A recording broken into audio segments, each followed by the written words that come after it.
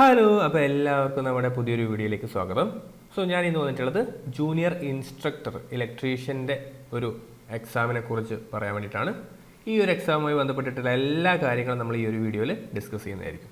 Okay, കുറേ പേരൊക്കെ പറഞ്ഞിട്ടുണ്ടായിരുന്നു, സാർ ഇത് അപ്ലൈ ചെയ്യാൻ വേണ്ടി പറ്റുന്നില്ല, ഇതിൻ്റെ ഡീറ്റെയിൽഡ് വീഡിയോ ചെയ്യാമോ, സിലബസ് ഏതാണ്, അങ്ങനെയൊക്കെ ചോദിക്കാറുണ്ടായിരുന്നു. നിങ്ങളുടെ എല്ലാ ചോദ്യങ്ങളുടെയും ഉത്തരം ഈ ഒരു ഒറ്റ വീഡിയോയിൽ നിങ്ങൾക്ക് കിട്ടുന്നതായിരിക്കും. സിലബസ് ഡിസ്കസ് ചെയ്യും, വേക്കൻസികൾ ഡിസ്കസ് ചെയ്യും, കട്ട് ഓഫ്, അഡ്വൈസ് ഡീറ്റെയിൽസുകൾ, അങ്ങനെ നിങ്ങൾക്ക് ഈ ഒരു പോസ്റ്റുമായിട്ട് ബന്ധപ്പെട്ട് എന്തൊക്കെ അറിയണോ അത് മുഴുവൻ ഈ ഒരു വീഡിയോയിൽ ഉണ്ടാവും. അപ്പോൾ നമുക്ക് വീഡിയോയിലേക്ക് പോയാലോ. യെസ്, കേരള PSCയുടെ PSC തുളസി എന്നുള്ള വെബ്സൈറ്റ് നിങ്ങൾ തുറക്കുന്ന സമയത്ത് നിങ്ങൾക്ക് നിങ്ങളുടെ പ്രൊഫൈൽ കിട്ടുന്നതായിരിക്കും അല്ലേ. യെസ്, അങ്ങനെ പ്രൊഫൈൽ ഓപ്പൺ ചെയ്ത് കഴിഞ്ഞാൽ നോട്ടിഫിക്കേഷൻ സെക്ഷനിൽ കുറേയധികം മെസ്സേജസ് നിങ്ങളെ കാത്തിരിക്കുന്നുണ്ടാവും. ഏകദേശം 252 നോട്ടിഫിക്കേഷൻസ് അല്ലേ, പുതിയ പോസ്റ്റുകൾക്ക് നിങ്ങൾക്ക് വേണ്ടി അപ്ലൈ ചെയ്യാമെന്ന് പറഞ്ഞുകൊണ്ടുള്ള മെസ്സേജ് നിങ്ങൾക്ക് കാണാൻ വേണ്ടി പറ്റും. കുറച്ച് ദിവസത്തേക്ക് ചിലപ്പം ഇന്നലെയൊക്കെ നിങ്ങൾ ഫീൽ ചെയ്തിട്ടുണ്ടാകും, ഇന്നലെയും ഇന്നും ഇനി നാളെയും ഒക്കെ നമുക്ക് എന്ത് ചെയ്യാം, ഈ കേരള PSCയുടെ വെബ്സൈറ്റ് ഒന്ന് ഹാങ് ആവാൻ സാധ്യതയുണ്ട് കേട്ടോ. നിലവിൽ ചെറിയ രീതിയിലൊന്ന് സെർവർ ഡൗൺ ആണ്. അപ്പോൾ നിങ്ങളത് കണ്ടിട്ട് പേടിക്കേണ്ട ആവശ്യമൊന്നുമില്ല. ഒരു 2-3 ദിവസം കഴിഞ്ഞിട്ട് അപ്ലൈ ചെയ്താലും മതി കേട്ടോ. ഓക്കെ, നിങ്ങൾ എന്ത് ചെയ്യാം, ഒന്ന് വെയിറ്റ് ചെയ്യുക. കാരണം കുറേയധികം പരീക്ഷകൾ ജനറൽ PSCയിൽ തന്നെ കുറേ ആൾക്കാർ, ലക്ഷക്കണക്കിന് ആൾക്കാർ എഴുതാൻ വേണ്ടി പോകുന്ന പരീക്ഷകൾ, ഇപ്പോൾ LP UP അതേപോലെ LDC പോലെയുള്ള പരീക്ഷകളൊക്കെ വന്നിട്ടുണ്ട്. അതിൻ്റെ ഒക്കെ ഡീറ്റെയിൽസ് ഈ എക്സാം കലണ്ടറൊക്കെ വന്നതോട് കൂടിയിട്ട് പലർക്കും ഇൻഫർമേഷൻ കിട്ടിയതുകൊണ്ട് തന്നെ എല്ലാവരും അവരുടെ PSC തുളസി ഓപ്പൺ ചെയ്തിട്ട് അവനവൻ്റെ എക്സാമുകൾ വന്നോ അങ്ങനെയുള്ള കാര്യങ്ങളൊക്കെ നോക്കുന്നുണ്ടാവും. അതേപോലെ ഡോക്യുമെൻ്റ് അപ്ലോഡിങ് പോലെയുള്ള കാര്യങ്ങളൊക്കെ ചെയ്യുന്നതുകൊണ്ട് തന്നെ സെർവർ ഡൗൺ ആയതാണ്. ഇന്നലെ ആ ഒരു ഇഷ്യൂ ഉണ്ടായിരുന്നു, മിനിഞ്ഞാന്നും ഉണ്ടായിരുന്നു, ഇന്നും ചെറിയൊരു ഇഷ്യൂ ഉണ്ട്. അപ്പോൾ നിങ്ങൾ എന്ത് ചെയ്യുക, വെയിറ്റ് ചെയ്യുക, പേടിക്കേണ്ട ആവശ്യമൊന്നുമില്ല. നമുക്ക് 30ഓളം ദിവസങ്ങളുണ്ട്. അപ്പോൾ 1-2 ദിവസം വെയിറ്റ് ചെയ്യുക. അതിനുശേഷം നിങ്ങൾ എന്ത് ചെയ്യുക, യെസ്, ലോഗിൻ ചെയ്ത് നോക്കുക കേട്ടോ. ലോഗിൻ ചെയ്യുന്നതിന് മുമ്പ് നിങ്ങൾക്ക് എന്തൊക്കെ കാര്യങ്ങൾ ആവശ്യമാണോ ആ മുഴുവൻ ഡീറ്റെയിൽസ് ഞാനിപ്പോൾ പറഞ്ഞുതരാം. ഞാനിങ്ങനെ ലോഗിൻ ചെയ്തു. ദെൻ സ്റ്റേറ്റ് വഴി ഡയറക്റ്റ് ചാനലിൽ തന്നെ പോയി. അതിൽ കുറേയധികം പോസ്റ്റുകൾ നിങ്ങളെ വെയിറ്റ് ചെയ്യുന്നുണ്ട് കേട്ടോ. അതിൽ എനിക്ക് പറയാനുള്ളത് ജൂനിയർ ഇൻസ്ട്രക്ടർ ഇലക്ട്രീഷ്യൻ കേട്ടോ. Junior instructor electrician 672/2023 industrial training department. നിങ്ങൾക്ക് എന്ത് ചെയ്യാം, അപ്ലൈ ചെയ്യാം. ഓക്കെ, അപ്ലൈ ചെയ്യാനുള്ള എലിജിബിലിറ്റി കാര്യങ്ങളെക്കുറിച്ചാണ് ഞാനിനി പറയാൻ വേണ്ടി പോകുന്നത്. അപ്പോൾ ആ പോസ്റ്റിനെ കുറിച്ചൊന്ന് ഡീറ്റെയിൽ ആയിട്ട് നോക്കിയാലോ. യെസ്, കാറ്റഗറി നമ്പർ 641 മുതൽ 674 വരെയുള്ള ഏകദേശം എത്ര പോസ്റ്റുകളുണ്ട്? യെസ്, എനിക്ക് തോന്നുന്നു 34ഓളം പോസ്റ്റുകളുണ്ട് ഈ ഇൻഡസ്ട്രിയൽ ട്രെയിനിങ്ങിലെ ജൂനിയർ ഇൻസ്ട്രക്ടർ എന്നുള്ള രീതിയിൽ. കുറേയധികം ട്രേഡുകൾ അല്ലേ കണ്ടോ, horticulture, dress making, mechanic, agricultural machinery, അങ്ങനെ തുടങ്ങി ഒരു 34ഓളം ട്രേഡുകളിൽ സെയിം പോസ്റ്റ് വിളിച്ചിട്ടുണ്ട്, ജൂനിയർ ഇൻസ്ട്രക്ടർ വിളിച്ചിട്ടുണ്ട്. ഞാൻ ഇന്ന് പറയാൻ വേണ്ടി പോകുന്നത് നമുക്ക് അപ്ലൈ ചെയ്യാൻ വേണ്ടി പറ്റുന്ന ഒരു ഇലക്ട്രിക്കൽ ഉദ്യോഗാർത്ഥിയെ സംബന്ധിച്ചിടത്തോളം അപ്ലൈ ചെയ്യാൻ വേണ്ടി പറ്റുന്ന ഇലക്ട്രീഷ്യൻ എന്നുള്ള ഈ ഒരു സ്പെസിഫിക് പോസ്റ്റിനെ കുറിച്ചാണ് ഞാൻ പറയാൻ വേണ്ടി പോകുന്നത്. 672/2023 എന്നുള്ള പോസ്റ്റ്, ഇലക്ട്രീഷ്യൻ പോസ്റ്റിനെ ബന്ധപ്പെടുത്തിയിട്ടാണ് ഞാൻ പറയാൻ വേണ്ടി പോകുന്നത്. ജൂനിയർ ഇൻസ്ട്രക്ടർ ഇൻ ഇലക്ട്രീഷ്യൻ 5 വേക്കൻസികളാണ് നിലവിൽ റിപ്പോർട്ട് ചെയ്തിട്ടുള്ളത് കേട്ടോ. അപ്പോൾ അതിന് എങ്ങനെ നമുക്ക് അപ്ലൈ ചെയ്യാം, അതിൻ്റെ ബാക്കി ഡീറ്റെയിൽസ് നമുക്ക് ഈ ഒരു വീഡിയോയിൽ ഡിസ്കസ് ചെയ്യാം. ഡിപ്പാർട്ട്മെൻറ്റ് ഇൻഡസ്ട്രിയൽ ട്രെയിനിങ് ആണ്. Name of post junior instructor. Scale of pay ഒക്കെ കൊടുത്തിട്ടുണ്ട്, നല്ല സ്കെയിൽ ഓഫ് പേ ഒക്കെ തന്നെയാണ്. ഇനി നിലവിൽ അതിനുള്ള വേക്കൻസി 5 ആണ് കേട്ടോ. നിലവിൽ 5 വേക്കൻസികളാണുള്ളത്. Method of appointment direct recruitment ആണ്. ഏജ് ലിമിറ്റ് കുറച്ച് കൂടിയിട്ടുണ്ട്, 19 മുതൽ 44 വരെയുള്ളവർക്ക് അപ്ലൈ ചെയ്യാം. ദെൻ ഏജ് റിലാക്സേഷനും ഒക്കെ ഉണ്ടാവും. ക്വാളിഫിക്കേഷൻ നോക്കിയാലോ, SLC ആണ് നിർബന്ധമായിട്ടുള്ള ഒരു ക്വാളിഫിക്കേഷൻ എന്ന് പറയുന്നത്. ദെൻ NTC സർട്ടിഫിക്കറ്റ് അല്ലേ, ഒരു NTC സർട്ടിഫിക്കറ്റ് ഉണ്ടായിരിക്കണം. In appropriated trade with 3 years experience in trade after obtaining the certificate. അതുള്ളവർക്ക് അപ്ലൈ ചെയ്യാം. ഇനി ഈ NTC സർട്ടിഫിക്കറ്റിന് പകരം ഒരു NAC സർട്ടിഫിക്കറ്റ് അല്ലേ, NAC ഉണ്ടായാലും മതി. With 1 year of experience after obtaining the certificate, അതുണ്ടായാലും മതി. ഇനി സപ്പോസ് ഇതുമില്ല എങ്കിലും നിങ്ങളൊരു diploma in appropriate branch in engineering from a government recognised polytechnic or its equivalent qualification. നിങ്ങളൊരു SLC പാസ്സായ ഉദ്യോഗാർത്ഥിയാണ്, നിങ്ങൾക്ക് പോളിടെക്നിക് നിങ്ങൾ ഡിപ്ലോമ പാസ്സായതാണെങ്കിൽ, BTech പാസ്സായതാണെങ്കിൽ നിങ്ങൾക്ക് എന്ത് ചെയ്യാം, അപ്ലൈ ചെയ്യാം കേട്ടോ. സോ NTC ഉണ്ടാവണമെന്ന് നിർബന്ധമില്ല, NAC ഉണ്ടാവണമെന്ന് നിർബന്ധമില്ല. പോളിടെക്നിക്ക് പഠിച്ച ആൾക്കാണെങ്കിലും അപ്ലൈ ചെയ്യാം. സോ കണ്ടോ, പലർക്കും ഡൗട്ട് ഉണ്ടാവാറുണ്ട്, സർ ITI പോസ്റ്റുകളിൽ ബിടെക്കുകാർക്ക് അപ്ലൈ ചെയ്യാൻ വേണ്ടി പറ്റുമോ, ഡിപ്ലോമക്കാർക്ക് അപ്ലൈ ചെയ്യാൻ വേണ്ടി പറ്റുമോ? ഞാൻ അപ്ലൈ ചെയ്തു, അപ്ലൈ ചെയ്തിട്ട് പഠിച്ചിട്ട് കാര്യമുണ്ടോ? റിസൾട്ട് വന്നു കഴിഞ്ഞാൽ നമുക്കത് മോശമായി പോയില്ലേ അല്ലേ? നമുക്ക് കൊടുക്കാൻ വേണ്ടി പറ്റില്ലെങ്കിൽ നമ്മൾ വെറുതെ റാങ്ക് ലിസ്റ്റിൽ കയറിയിട്ട് ജോലി കിട്ടാതെ നിൽക്കില്ലേ? അങ്ങനെയല്ല, ഒരു എക്സാം കോൾ ചെയ്യുന്ന സമയത്ത് അതിൻ്റെ കൃത്യമായിട്ടുള്ള മാനദണ്ഡങ്ങൾ പറയുന്നുണ്ട്. സോ എക്സാം കോൾ ചെയ്യുന്ന സമയത്ത് തന്നെ ആ ഒരു പരീക്ഷയ്ക്ക് അപ്ലൈ ചെയ്യാൻ വേണ്ടി പറ്റുന്ന ക്വാളിഫിക്കേഷൻസ് ഏതൊക്കെയാണ് എന്ന് ആസ് പെർ സ്പെഷ്യൽ റൂൾ പറഞ്ഞിട്ടുണ്ടെങ്കിൽ നിങ്ങൾക്ക് എന്ത് ചെയ്യാം, കൃത്യമായിട്ട് അപ്ലൈ ചെയ്യാം. ആ പരീക്ഷയ്ക്ക് നിങ്ങൾക്ക് ഹാജരാവാം, പരീക്ഷ എഴുതാം, റാങ്ക് ലിസ്റ്റിൽ കയറാൻ, ജോലി മേടിക്കാം കേട്ടോ. ഇവിടെ കണ്ടോ, NTC ഇലക്ട്രീഷ്യൻ എന്നുള്ളതിന് ഈക്വലൻ്റ് ആയിട്ടുള്ള ക്വാളിഫിക്കേഷനായിട്ട് കേരള PSC തന്നെ പറയുന്നത് ഏതാണ്? ITI അല്ലെങ്കിൽ ITC ഇലക്ട്രീഷ്യൻ. ഓക്കെ, അപ്പോൾ അവർക്ക് എന്ത് ചെയ്യാം, അപ്ലൈ ചെയ്യാം. Then polytechnic diploma in electrical engineering പറഞ്ഞിട്ടില്ലേ, ഇനി അതിന് ഈക്വലൻ്റ് ആയിട്ട് കേരള PSC തന്നെ പറയുന്നത് എന്താണ്? Polytechnic diploma in electrical and electronics apply ചെയ്യാം. BTech in electrical and electronics, BTech in electrical engineering, BTech in power electronics and power system, MTech in electrical and electronics, MTech in electrical engineering, MTech in power electronic and power system. Okay, so ഈ ക്വാളിഫിക്കേഷൻസിൽ ഏതെങ്കിലും ഒന്നുണ്ടെങ്കിൽ നിങ്ങൾക്ക് എന്ത് ചെയ്യാം, apply ചെയ്യാം. So ഞാൻ നോക്കുന്ന സമയത്ത് ഞാൻ BTech in electrical and electronics ആണ്, അതേപോലെ MTech ഇൻ ഇലക്ട്രിക്കലും ഉണ്ട്, okay, MTech in power system ഉണ്ട്. സോ എനിക്ക് അപ്ലൈ ചെയ്യാം. ഞാൻ എന്ത് ചെയ്യുന്നു, ഞാൻ എൻ്റെ ഈ ഒരു ക്വാളിഫിക്കേഷൻ വെച്ചിട്ട് അപ്ലൈ ചെയ്യുന്നു. വളരെ ഈസി ആയിട്ട് അപ്ലൈ ചെയ്യാം. അതേപോലെ നിങ്ങളൊരു BTech ഇൻ ഇലക്ട്രിക്കൽ ആണോ, പോളിടെക്നിക് ഇൻ ഡിപ്ലോമ ആണോ, അല്ലേ, അതൊക്കെ ഉള്ള ക്വാളിഫിക്കേഷൻ ഉള്ള ആൾക്കാരാണ്, നിങ്ങൾക്ക് അപ്ലൈ ചെയ്യാം. യാതൊരുവിധ കൺഫ്യൂഷൻ്റെയും ആവശ്യമില്ല കേട്ടോ. അപ്ലൈ നൗ ബട്ടണിൽ നിങ്ങൾ ക്ലിക്ക് ചെയ്താൽ മതി.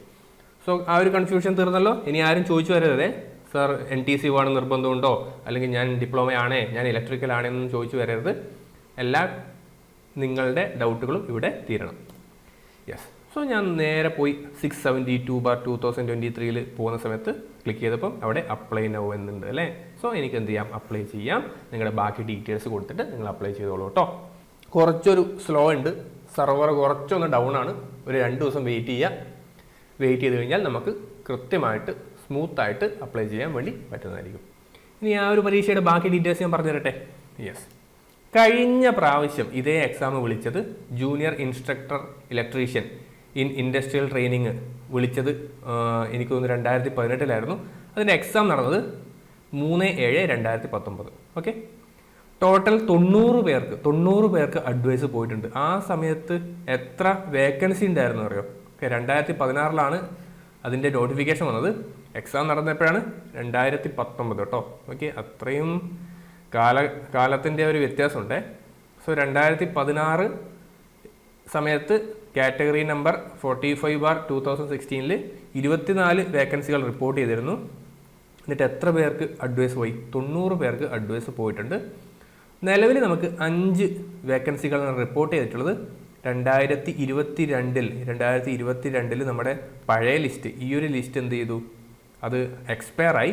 സോ അതിന് ശേഷം വരുന്ന വേക്കൻസികളാണ് നിലവിൽ 5 വേക്കൻസി എന്ന് പറഞ്ഞത്. അതെന്തായാലും കൂടും കേട്ടോ, പേടിക്കേണ്ട ആവശ്യമില്ല, അതെന്തായാലും കൂടും. എനിക്ക് തോന്നുന്നു 2023 വേക്കൻസികൾ കൂടി അപ്ഡേറ്റ് ചെയ്ത് കഴിഞ്ഞാൽ അതെന്തായാലും കൂടിയിട്ടുണ്ടാവും. ദെൻ അടുത്തൊരു 3 വർഷത്തേക്ക് കൂടി ഈ ഒരു ലിസ്റ്റിന് കാലാവധി ഉണ്ട്. അതുകൊണ്ട് തന്നെ നമുക്ക് എന്ത് ചെയ്യാം, ഏകദേശം ഒരു ലിസ്റ്റിൽ ഒരു 50 ഒക്കെ പോകാൻ തോന്നുന്നു. എനിക്ക് തോന്നുന്നു എൻ്റെ ഒരു ഇത് പ്രകാരം ടോട്ടൽ അഡ്വൈസ് ഒരു 50-ന് മേലെയൊക്കെ ചിലപ്പോൾ പോയേക്കാം. എന്തുകൊണ്ടാണ്? ഈ ഒരു സമയത്ത് കുറേയധികം ലിസ്റ്റുകൾ പാരലൽ ഉണ്ടാവും കേട്ടോ. ഒരേ ലിസ്റ്റിൽ തന്നെ കുറേ പേരുണ്ടാവും. അതുകൊണ്ട് തന്നെ ലിസ്റ്റിൽ ഒരു 50-ൽ കൂടുതൽ ആൾക്കാർ എന്തായാലും ജോലി ലഭിക്കും. ഓക്കെ, അഡ്വൈസ് ലഭിക്കുമെന്നാണ് എനിക്ക് പറയാനുള്ളത്. അപ്പോൾ ലിസ്റ്റ് ചിലപ്പോൾ ഒരു 250 പേരുടെയോ അല്ലെങ്കിൽ 200 പേരുടെയൊക്കെ ലിസ്റ്റ് ഉണ്ടാകാൻ സാധ്യതയുണ്ട് കേട്ടോ. ഒരു 200 പേരുടെയൊക്കെ ലിസ്റ്റ്, അതൊന്നും ഞാനിപ്പോൾ വെറുതെ പറയേണ്ട ആവശ്യമില്ല. എന്നാലും നിങ്ങൾക്ക് ജസ്റ്റ് ഒരു ഊഹം അറിയാൻ വേണ്ടിയിട്ട് മാത്രമാണ് പറയുന്നത്. ഓക്കെ, സോ കഴിഞ്ഞ അഡ്വൈസ് ഡീറ്റെയിൽസ് നോക്കിയേ. 90 പേർക്ക് പോയിട്ടുണ്ട്. ഓപ്പൺ കാറ്റഗറി 72 വരെ. ബാക്കിയുള്ളത് ഞാൻ പറയുന്നില്ല കേട്ടോ, നിങ്ങളത് വായിച്ചു നോക്കുക. ഡേറ്റ് ഓഫ് ലാസ്റ്റ് അഡ്വൈസ്, ഏറ്റവും ലാസ്റ്റ് ആയിട്ട് അഡ്വൈസ് പോയത് ഈ ഡേറ്റിലാണ്. 2022 അവസാനത്തോടു കൂടി തന്നെ ആ ലിസ്റ്റ് എക്സ്പയർ ആയി. അതിൻ്റെ ഒരു ഓർഡറൊക്കെ വന്നിട്ടുണ്ടായിരുന്നു. അപ്പോൾ ഇനി നമ്മുടെ സമയമാണ്. ഇനി വരുന്ന എല്ലാ പോസ്റ്റിങ്ങുകളും ഇനി നടക്കാൻ വേണ്ടി പോകുന്ന 2024 നടക്കാൻ വേണ്ടി പോകുന്ന ജൂനിയർ ഇൻസ്ട്രക്ടർ ഇൻ ഇലക്ട്രീഷ്യൻ്റെ ലിസ്റ്റിൽ നിന്ന് മാത്രമായിരിക്കും എടുക്കുന്നുണ്ടാവുക. ഓക്കെ, ഇനി അപ്പോൾ സിലബസ് അറിയണം. അപ്പം നിലവിൽ നമ്മുടെ കയ്യിൽ സിലബസ് ഇല്ല അല്ലേ? എന്തുകൊണ്ടാണ് നമ്മുടെ കയ്യിൽ ഇപ്പം നിലവിൽ സിലബസ് ഇല്ല? എന്തുകൊണ്ടാണ്? പഴയ സിലബസ് നോക്കിയാലോ. പഴയ സിലബസ് എന്ന് പറയുമ്പോൾ ഈ ഒരു സിലബസ് വന്നത് 2016 നോട്ടിഫിക്കേഷനിൽ 2019 നടന്ന എക്സാം അല്ലേ?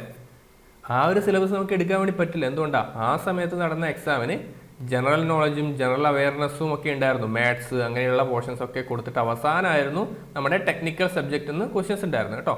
സോ ആ ഒരു സിലബസ് നമുക്ക് എടുക്കാൻ വേണ്ടി പറ്റില്ല. എന്നാൽ നമുക്ക് എടുക്കാൻ വേണ്ടി പറ്റുന്ന, നമുക്ക് ട്രസ്റ്റ് ചെയ്യാൻ വേണ്ടി പറ്റുന്ന ഏറ്റവും ലേറ്റസ്റ്റ് സിലബസ് ഏതാ അറിയോ?